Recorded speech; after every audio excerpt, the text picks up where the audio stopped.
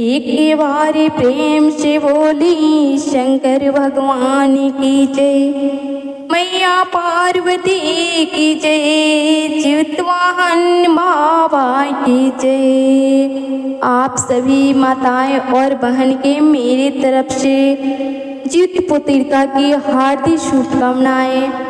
मेरे तरफ से आप सभी माता और बहन की सत सत नमन करती हूँ। मेरे नमन का स्वीकार कीजिए। और जो भी माता और बहन जित पुत्रिका का व्रत करती है उनके लिए कथा भी सुनना उतना ही जरूरी होता है जितना व्रत करती है।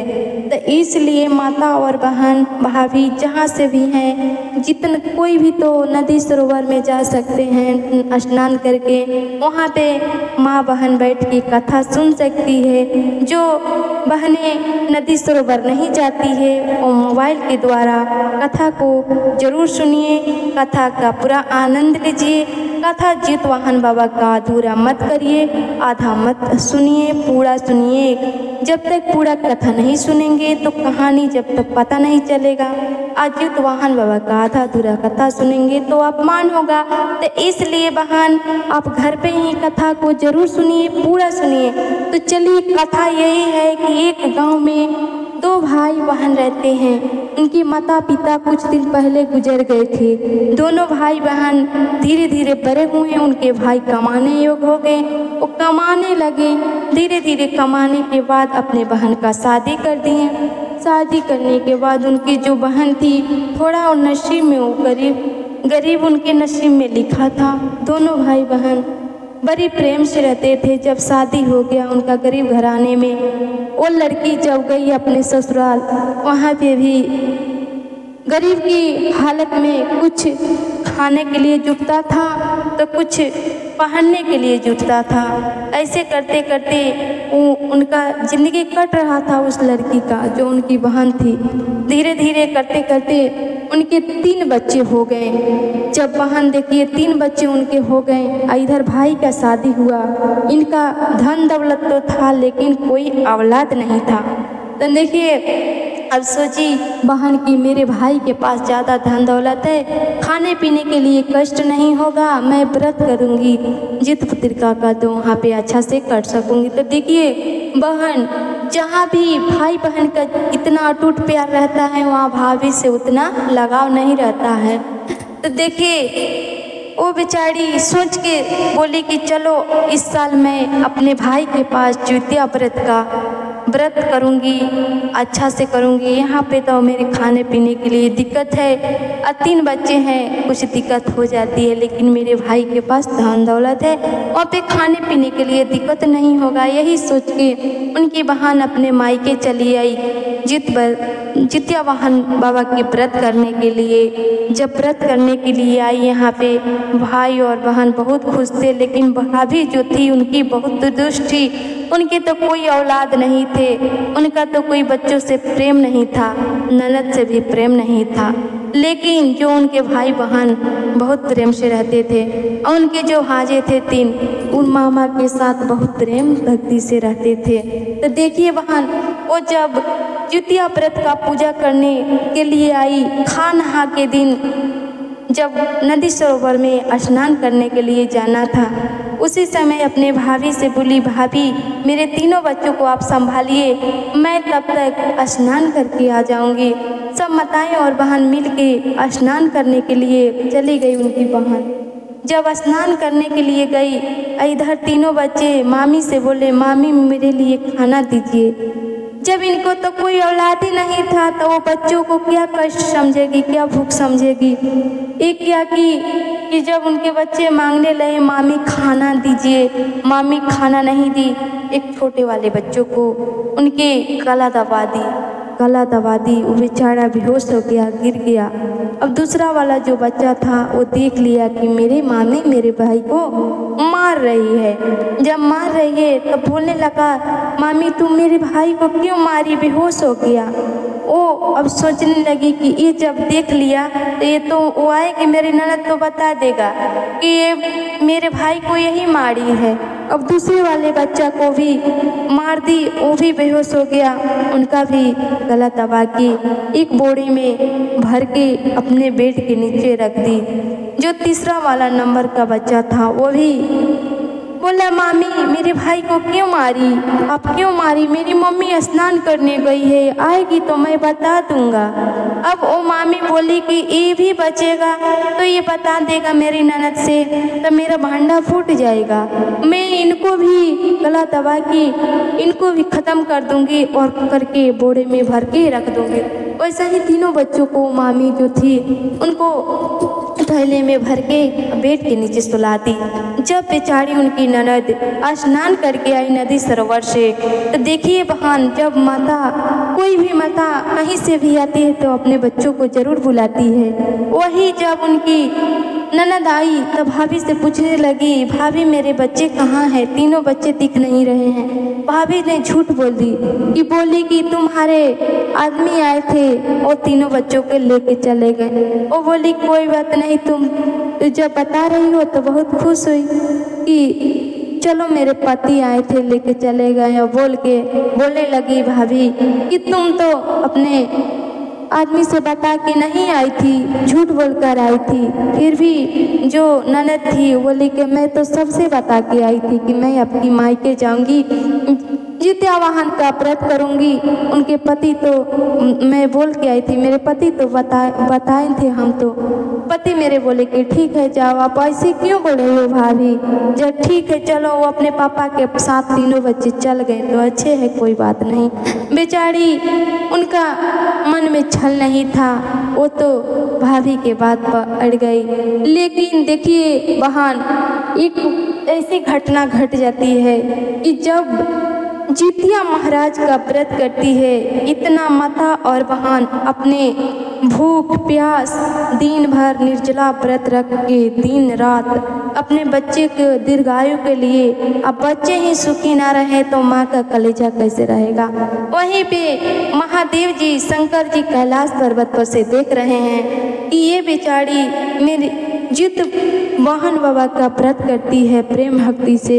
इनको जब पता चलेगा कि मेरे बच्चा तीनों नहीं है तो इनके पर क्या गुजरेगा। तब वहीं पे महादेव जी चले जाते हैं जित वाहन बाबा के पास, बोलते हैं कि तुम्हारा भक्त इतना निर्जला व्रत करती है, अगर उनको पता चल गया कि तुम्हारा बच्चा तीनों नहीं है, ऐसे है, उस पर क्या गुजरेगा। कल पारण का समय आ जाएगा, आज तो निर्जला व्रत रखी है, रात दिन उनका कट जाएगा। कल सुबह पारण करने जब बैठेगी तो वो तो अपने बच्चों को याद करेगी, तो आपको ना अपना चमत्कार दिखाना पड़ेगा। वहाँ भगवान शंकर जी के बात मान के जीवत वाहन बाबा अपने वहाँ पे चले आए और उनके पति का रूप धारण करके बोले कि आके गेट पे दरवाजा के सामने बोले कि कहाँ हो बच्चों, कहाँ हैं। अब बेचारी देख के अपने पति का कोई भी देख के बहुत खुश होते हैं, तब बोलने लगे कि आप ही तो आए, चुपके से मेरे बच्चों को लेके चले गए। अब जितवाहन बाबा तो भेष बदल के आए थे उनका पति का। अब वो तो बोले कि मैं नहीं लेके गया तुम्हारे बच्चा तुम्हारे पास है। तो अब रोने लगी इतना जब बच्चे के लिए सुनी कि मेरे बच्चा यहीं पे हैं, तो रोने लगी कि मेरे बच्चा तो आप लेके चले गए, आप कैसे बात कर रहे हैं। ऐसे जितवाहन बाबा कहने लगे कि नहीं, मैं नहीं लेके गया। वो तो बताने लगी कि नहीं, भाभी तो बताई है कि आप लेके गए हैं। वो तो जितवाहन बाबा उनका पति का रूप धारण करके आए थे, वो तो पहचानी नहीं कि मेरे पति हैं या भगवान हैं। उनका तो पूजा व्रत करती है और अपने बच्चे के दीर्घायु के लिए। तो देखिए बहन, कोई भी माता बहन कितना कष्ट से गला जितना सूखता है, जितना प्यास लगता है, उतने बच्चों का दीर्घ आयु होता है। माँ कितना कष्ट से व्रत करती है। अब इधर जितवाहन बाबा कहने लगे कि तुम अपने बच्चों को बुलाओ, जब हम नहीं लेके गए तो तुम्हारे बच्चा घर पे हैं। अब बड़े वाला को नाम लेके बुलाने लगी, बेटा इधर आओ। उनके बेटा जो घर में बेड के नीचे पड़े थे बोरे में, बेटा वहीं से बोलने लगे, माँ मुझे निकालो, माँ मुझे निकालो। बेचारी दौड़ के घर में जाके अब बेड के नीचे से देखी कि थैले में भरा हुआ है मेरा लड़का। वहाँ से निकाल के लाई और फिर रोने लगी कि दूसरा बच्चा मेरा कहाँ है। फिर जितवाहन बाबा बोले कि फिर तुम चाल करो बेटा, कहाँ हो, आओ। दूसरा बेटा के नाम धर की पुकार की कि बेटा तुम कहाँ हो, आओ। बेटा बेचारा वो भी बेड के नीचे पड़ा था बोरे में, वो भी बोला माँ मुझे निकालो। जब गई वहाँ पे देखी कि मेरे बच्चा बोरे के थैले में बांधा हुआ है। वहाँ से खोल के लाई, फिर भी रोने लगी कि तीसरा बच्चा मेरा कहाँ है, तीसरा बच्चा कहाँ है मेरा। प्रभु आप तो लेके महावीर बता रही कि चले गए, ओ बच्चा मेरा कहाँ है। फिर बोले चितवाहन बाबा कि तीसरा बच्चा को पुकारो। फिर वो तो बोल नहीं सकता था, छोटा बच्चा था। देखिए बहन, छोटा बच्चा था, वो रोने लगा। जहाँ से भी घर में आवाज़ गई माँ का, वो रोने लगा। और रोने की आवाज़ सुन के सब लोग दौड़ दौड़ के गए, देखे कि वो भी बेड के नीचे लाल कपड़ा में बांधा हुआ है और रो रहा है। उसमें से निकाली और तीनों बच्चों का कलेजा में लगा ली और भाभी को बोली कि तुम कैसी भाभी हो, अगर हमारे बच्चों का सेवा सत्कार नहीं कर सकती तो गलत कदम नहीं उठाना चाहिए। आज के मैं अभी अपने ससुराल चली जाऊंगी, इसके बाद वापस कभी ना मायके पर दरवाजा के सामने पैर रखूंगी। भैया उनके बोले कि बहन ऐसे नहीं, तुम तो भैया बोलने लगे कि बहन तुम थोड़ा पानी पी लो, कल का व्रत रखी हो, ऐसे चली जाओगी। बोलती है ना पानी पीऊँगी न खाना खाऊंगी भैया, आज के बाद तुम्हारे दरवाज़ा पर कभी नहीं आऊँगी। मेरे जैसे ससुराल है, सुख है दुख है वहीं पर रह लूँगी, जितना मैं मेरे पति रखेंगे वहीं पर मैं रहूँगी, लेकिन आज के बाद मैं कभी ना मायके आऊँगी, क्योंकि जब तक माँ बाप हैं तब तक मायके है। भाई भौजाई किसी को ना आदर भाव करने वाला है। तो वो बहन बेचारी न पारन की, कुछ भी नहीं की, और वहाँ से तीनों बच्चों को अपने लेके अपने जितवाहन बाबा के साथ, वो तो समझती थी कि मेरे पति हैं तो उनके साथ चले गई कि चलिए अब अपने घर में नहीं रहूँगी। अब तो जितवाहन बाबा चलने लगे कि चलो ठीक है अपने घर चलते हैं। अब महादेव जी कैलाश पर्वत पर से देखते हैं बहन, देखिए कहते हैं अगर जितवाहन बाबा इनके घर पर चले जाएंगे तो अनर्थ हो जाएगा, क्योंकि जब वे लेके जाएंगे तो उनका पति देखेंगे तो कहेंगे कि ये किसके साथ चली आ रही है, उनका मन में दुष्टा भाव होने लगेगा। अब वहाँ पे महादेव जी अंतर्ध्यान गए और जाकर वहाँ पे बोले उनका पति का जगाएं और साधु का रूप धारण करके उनके पति के जगा के और बताएं कि जाके अपना पति के लाओ, पत्नी का लाओ, तीनों बच्चों को जाके अपने ससुराल से लाओ। जब उधर से उनका पति आ रहे थे तो इधर से बेचारी उनकी बहन जो थी वो जा रही थी, उनकी पत्नी तीनों बच्चों को लेके, जितवाहन बाबा साथ में थे। अब वहाँ उनके पति के दिमाग में ऐसे महादेव जी किए कि उनका जितवाहन बाबा नहीं दिख रहे थे, खाली उनके 3 बच्चे और उनकी पत्नी दिख रहे थे। उनकी पत्नी के हाथ पकड़े और बोलो चलो अपने घर। अब उनको तो दिखाई नहीं दे रहे थे जितवाहन बाबा, वो तो समझते थे कि मेरे बच्चे और मेरी पत्नी है, लेकिन जो उनकी पत्नी थी उनको तो सब दिख रहे थे। महादेव जी वहाँ पे उनको जितवाहन बाबा और महादेव जी अंतर्ध्यान हो गए।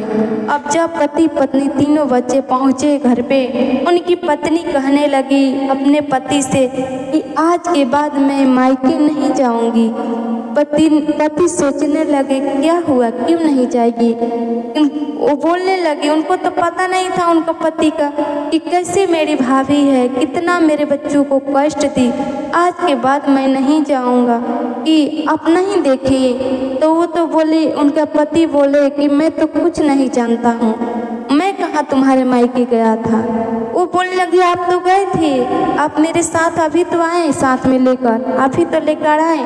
अब वो जो उनके पति थे बेचारा सोच विचार का अच्छे थे, वो तो महादेव जी का कृपा था, जितवाहन बाबा का कृपा था। वो बेचारा कहने लगे कि मैं नहीं गया था, तुम सच्चे भक्ति से प्रेम भक्ति से जितवाहन बाबा का व्रत करती, वही तुम्हारे जित भगवान आए थे तुम्हारे बच्चों को बचाने के लिए।